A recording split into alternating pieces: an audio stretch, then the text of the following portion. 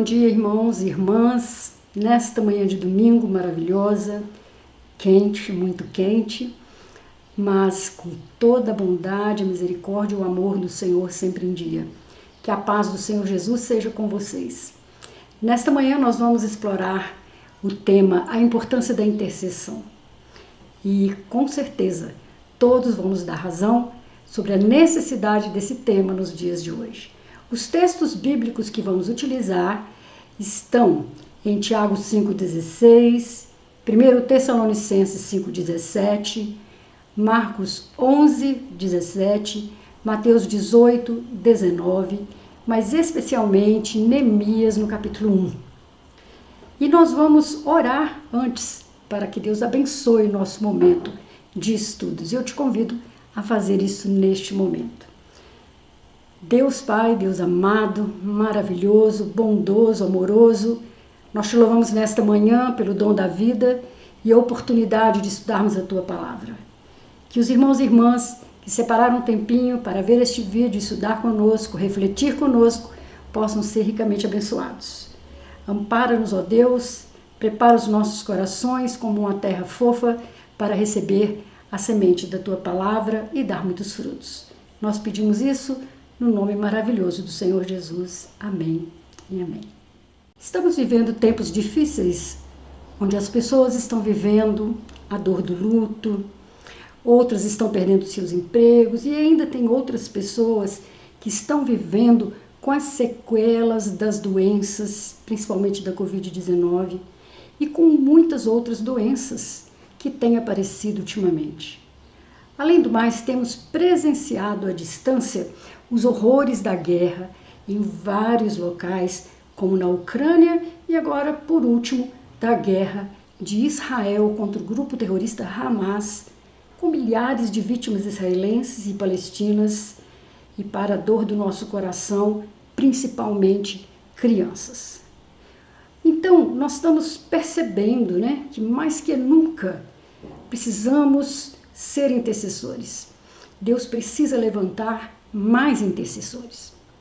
Mas diante da situação tão difícil, por outro lado, nessa crise também nós vemos que muitos crentes estão se aproximando mais do Senhor, orando mais, buscando mais, lendo mais a Bíblia e intercedendo uns pelos outros.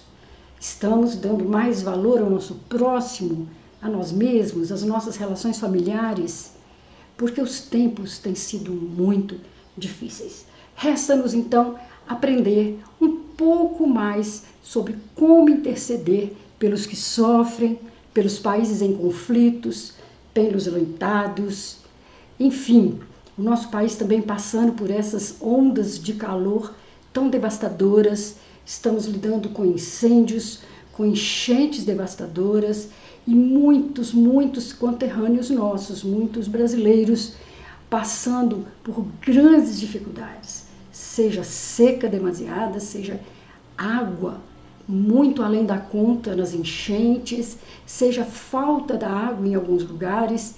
Então, motivos não nos faltam para sermos intercessores. E nunca será demais aprendermos sobre a intercessão. Então, o que vem a ser a intercessão? A intercessão é um tipo de oração onde uma pessoa intercede a Deus em favor de outra pessoa. No contexto da oração, interceder significa basicamente pedir ou intervir em favor de alguém, ou seja, orar em favor de outros. Segundo André Braglia, no site Nação dos Montes, intercessão é colocar-se em uma posição de brecha no lugar do outro. Segundo esse, o espaço qual você pede, clama e chora pela misericórdia de Deus sobre alguém, sobre alguma coisa ou sobre uma nação. A intercessão na vida cristã. A intercessão deve ser uma prática constante na vida cristã. O crente deve interceder a Deus em oração por seus familiares, amigos e irmãos na fé. Tiago, por exemplo, registra um dos versículos mais lembrados da Bíblia quando o assunto é intercessão entre os membros do corpo de Cristo. E ele escreve assim: confessai as vossas culpas uns aos outros e orai uns pelos outros para que sareis. A oração feita por um justo pode muito em seus efeitos. Isso consta em Tiago 5,16. Mas o crente não é chamado a interceder apenas por quem ele tem alguma afinidade pessoal. Na verdade, o cristão também deve se apresentar diante de Deus em intercessão por aquelas pessoas que não fazem parte do seu círculo social. Nesse sentido, o próprio apóstolo Paulo aborda esse tema ao dizer: admoesto-te, pois antes de tudo que se façam deprecações, orações, intercessões e ações de graça por todos os homens, pelos reis e por todos que estão em eminência, para que tenhamos uma vida quieta e sossegada em toda piedade e honestidade. Este lindo versículo é uma orientação de Paulo na primeira carta a Timóteo, no capítulo 2, os versículos 1 e 2. E, na sequência, o mesmo apóstolo ainda completa dizendo que, no versículo 3, isto é bom e agradável diante de Deus. Então, intercedermos por todos e por tudo. Mas considerando que interceder é orar por alguém, então talvez o aspecto mais difícil da intercessão seja aquele ensinado pelo Senhor Jesus no contexto do ensino de que devemos amar os nossos inimigos. Nesse ponto, o ensino é bem claro.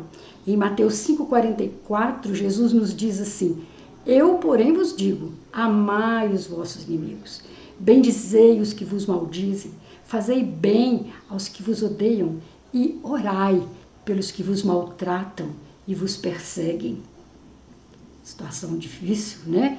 Também é importante observar que nem sempre Deus responde a uma intercessão da maneira como esperamos. O patriarca Abraão, por exemplo, ele intercedeu pela cidade de Sodoma e Gomorra, né? Mas pela cidade de Sodoma, sem o sucesso pretendido por ele, lá em Gênesis 18, de 23 a 30. Então entendemos que a intercessão do povo de Deus tem um papel importante na forma com que Deus cumpre os seus decretos eternos. Mas isso ocorre de um modo em que nem a intercessão perde o seu significado e muito menos a vontade de Deus deixa de ser soberana. Na Bíblia nós temos vários grandes e preciosos exemplos de intercessores. E eu queria destacar um do Velho Testamento, que nós já até estudamos sobre ele, que se chama Neemias. Ele é um exemplo de intercessor. Neemias se destacou na história como um intercessor. O seu nome tem um significado bonito, significa aquele que Deus consola, ou consolado por Deus, ou consolador. Neemias foi consolador e intercessor. Como consolador, Neemias viveu perto das pessoas e como intercessor, Neemias viveu perto de Deus. Neemias era, acima de tudo, um homem de oração. Neemias sempre foi um homem muito ocupado, mas não tão ocupado a ponto de não ter tempo para Deus. Às vezes nós lançamos mão dessa desculpa. O nosso tempo não permite, né, que sejamos intercessores. Mas um dos truques do diabo é esse, é manter-nos tão ocupados que não encontremos tempo para orar. Se Neemias não fosse um homem de oração, o futuro de Jerusalém provavelmente teria sido outro. A oração move o céu, aciona o poder de Deus, desencadeia grandes intervenções de Deus na história. Tem uma frase que confirma essa verdade quando ela diz: quando o homem trabalha, mas quando o homem ora, Deus trabalha. Então vamos ver como é isso na leitura do texto de Neemias no capítulo 1. E esse texto, né, ele vai falar-nos de vários detalhes que nós vamos usar como princípios de intercessão. Então convido você a lê-lo, né, junto conosco. Neemias capítulo 1. As palavras de Neemias, filho de Acalias, no mês de Quisleu, no 20º ano, enquanto eu estava na cidade de Suzã, Anani, um dos meus irmãos, veio de Judá com alguns outros homens, e eu lhes perguntei acerca dos judeus que restaram, os sobreviventes do cativeiro e também sobre Jerusalém. E eles me responderam: aqueles que sobreviveram ao cativeiro e estão lá na província passam por grande sofrimento e humilhação. O muro de Jerusalém foi derrubado e as suas portas foram destruídas pelo fogo. Quando ouvi essas coisas, sentei-me e chorei. Passei dias lamentando, jejuando e orando ao Deus dos céus.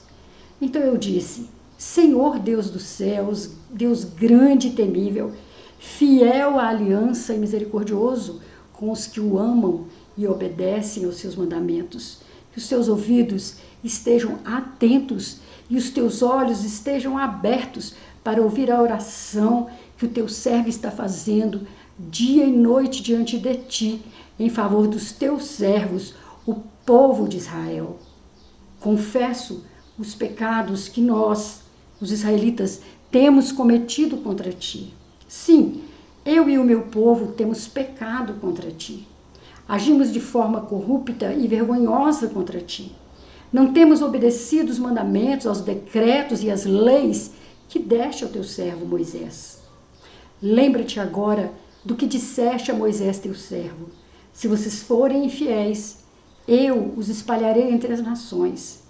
Mas, se voltarem para mim e obedecerem aos meus mandamentos e os puserem em prática, mesmo que vocês estejam espalhados pelos lugares mais distantes debaixo do céu, de lá eu os reunirei e os trarei para o lugar que escolhi para estabelecer o meu nome. Então, estes são os teus servos, o teu povo. Tu os resgataste com o teu grande poder e com o teu braço forte. Senhor, que os teus ouvidos estejam atentos à oração deste teu servo e à oração dos teus servos que têm prazer em temer o teu nome. Faze que hoje este teu servo seja bem-sucedido, concedendo-lhe a benevolência deste homem. Nessa época, eu era o copeiro do rei. Deste lindo texto, passado muitos anos antes de Cristo, registrado um momento de reconstrução de Jerusalém, nós vamos tirar alguns princípios da intercessão. E nós podemos ver que Neemias vai nos transmitir, através da sua vida de oração, das suas ações, esses princípios fundamentais para a intercessão. O primeiro princípio é o seguinte: um intercessor é alguém que sente o fardo da realidade que o cerca. O intercessor, ele torna-se responsável diante do conhecimento de uma necessidade. É uma pessoa sensível às necessidades dos outros. O próprio Neemias testemunha acerca de sua reação ao saber que a cidade de Jerusalém estava destruída. Em Neemias 1:4, ele confessa: quando eu ouvi essas coisas, isto é, as notícias a respeito do povo, a respeito da cidade, sentei-me e chorei. Passei dias lamentando-me, jejuando e orando ao Deus do céu. O intercessor, queridos, não tem pressa de sair da presença de Deus até que a causa da sua intercessão seja respondida. Ele persevera. O segundo princípio é o seguinte: o intercessor é alguém que reconhece a soberania de Deus. No versículo 5, na primeira parte, Neemias diz assim: então eu disse, Senhor, Deus do céu, Deus grande e temível. O intercessor aproxima-se de Deus com um profundo senso de reverência. Neemias começa a sua intercessão adorando a Deus. Ele entende que Deus é Senhor sobre todas as coisas. Ele focaliza a sua atenção na grandeza de Deus antes de pensar na enormidade do seu problema. O intercessor aproxima-se de Deus sabendo que Ele é soberano, onipotente, diante de quem precisamos nos curvar, cheios de temor e reverência. O intercessor aproxima-se de Deus sabendo que para Ele não há impossíveis. Quanto maior Deus se torna para você, menor se torna o seu problema. A sua necessidade se encolhe diante da grandeza de Deus. É um princípio maravilhoso. Não nos permitamos parar de insistir, mas também saibamos que Ele é soberano para responder segundo o seu grande poder e a sua vontade. O terceiro princípio diz o seguinte: o intercessor é alguém que reconhece a fidelidade de Deus. O intercessor sabe que Deus é fiel à sua aliança. Lembra de Moisés quando ele dizia: lembra-te de Abraão, Isaac, Jacó? Sempre estava lembrando ao Senhor as promessas feitas aos antepassados. Um intercessor sabe da fidelidade de Deus, a sua aliança feita com os queridos que nele confiaram. Neemias expressou isso claramente na sua oração. No versículo 5, a parte do versículo 5, a parte B, diz assim: és um Deus temível, né? Como ele falou, fiel à aliança e misericordioso com os que te amam e obedecem aos teus mandamentos. Deus é fiel, Deus cumpre o que promete. Somos o povo de Deus. Ele firmou conosco uma aliança eterna de ser o nosso Deus e nós o seu povo. Ele vela por nós e prometeu estar conosco sempre, em todos os momentos. Deus prometeu nos guardar, nos conduzir em triunfo e nos receber em glória. Quando oramos, nós podemos nos agarrar nas promessas dessa aliança.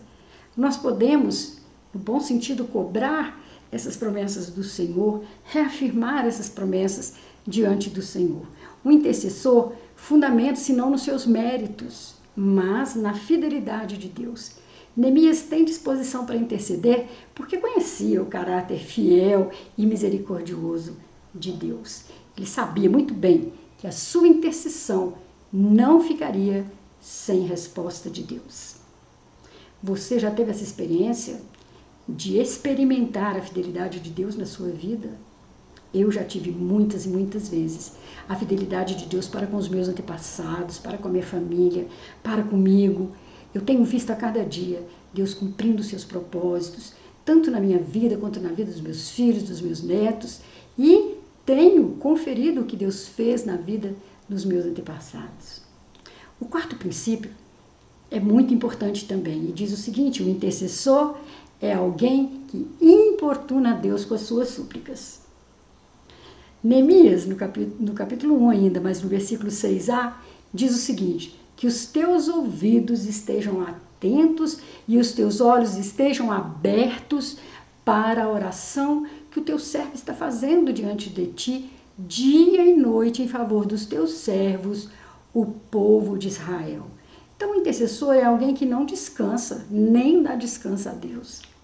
Neemias foi incansável em sua oportunação. Ele orou continuamente, com perseverança.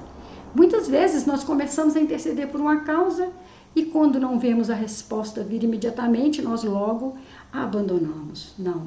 Neemias orou 120 dias, com choro, com jejum, dia e noite. Ele insistiu com Deus. Naturalmente que Deus não é alguém importunável, Deus não é alguém que se cansa de alguma coisa, mas esse intercessor, ele não desiste até ver resposta das suas orações. O quinto princípio diz o seguinte: um intercessor é alguém que reconhece os seus pecados e os do povo e os confessa. Neemias era consciente das causas da derrota do povo. O pecado foi a causa do cativeiro. Deus entregou o povo nas mãos do rei da Babilônia. Nós já vimos isso em estudos anteriores e nós vimos como que Deus permitiu que esse povo fosse levado para fora da sua terra, para que eles voltassem a sua consciência, voltassem os seus espíritos à adoração verdadeira do Deus de Israel. O pecado foi a causa da miséria dos que voltaram do cativeiro. Neemias se identificou com os pecados do povo e os confessou. Confesso os pecados que nós, israelitas, temos cometido contra ti. Sim, eu e o meu povo temos pecado. Agimos de forma corrupta e vergonhosa contra ti. Não temos obedecido aos mandamentos, aos decretos e às leis que deste ao teu servo Moisés. Está no versículo 6 e 7 de Neemias 1. Neemias não ficou somente culpando o povo, ou culpando o povo exatamente, mas identificou-se com ele. Ele se colocou como um do povo. O intercessor não é acusador. Ele jamais aponta o dedo para os outros. Antes, ele levanta as mãos para o céu em fervente oração, clamando por perdão. E o sexto e último princípio diz o seguinte: o intercessor é alguém que se apoia nas promessas da palavra de Deus. A palavra de Deus e a oração andam de mãos dadas. O intercessor precisa conhecer a palavra. A palavra é o combustível que alimenta a vida do intercessor. O intercessor sabe que Deus tem zelo no cumprimento da sua palavra. Neemias começou sua oração da seguinte forma: lembra-te agora do que disseste a Moisés, teu servo. Além de fazer um apelo, à fidelidade, às promessas de Deus, ele cita a palavra, Neemias 1:8. A memória de Deus é infalível, ele não precisa ser lembrado de nada. Mas essa é uma forma do homem se relacionar com Deus. Lembrando a ele da sua palavra, isso significa que este homem, este intercessor, essa intercessora, está realmente sabendo do que fala. Nós não precisamos lembrar a Deus sua palavra, pois ele é onisciente. Mas Deus ama ao ser lembrado das suas promessas. Quem ora com base na palavra, ora segundo a vontade de Deus. As maiores orações da Bíblia foram fundamentadas nas promessas da palavra de Deus. E como é precioso conhecermos essa palavra, principalmente as palavras de Jesus. Nós podemos citá-las, nós podemos dizer a Deus o que o seu Filho disse a nosso favor e lembrar que Jesus é o único intercessor entre Deus e os homens. Nós somos intercessores diante de Deus com os nossos semelhantes. Nós somos, digamos assim, co-intercessores, junto com Deus. E nós só podemos fazer isso, irmãos, durante a nossa vida. Durante essa permanência aqui na Terra, enquanto vivermos, nós podemos interceder uns pelos outros. O único intercessor que pode fazer isso durante todo o tempo, mesmo depois que nós não estivermos mais aqui para intercedermos por nossos filhos, nossos netos, nossos queridos, vai ser o Senhor Jesus Cristo. Todas as pessoas que já faleceram não têm mais condição de interceder por quem quer que seja. Essa é uma verdade bíblica, essa é uma verdade do Evangelho. As pessoas só podem interceder umas pelas outras enquanto estão vivas e podem apresentar a sua oração diante de Deus. Então nós vamos concluir dizendo o seguinte: eu queria usar aqui as palavras de Max Lucado num texto lindo que eu encontrei e que diz assim: viajando para ajudar os famintos, tome cuidado de banhar a sua missão em oração. Você está cansado de um mundo de racismo e divisão? Deus também. Ele adoraria conversar contigo sobre isso. Então vamos orar primeiro, antes de qualquer coisa.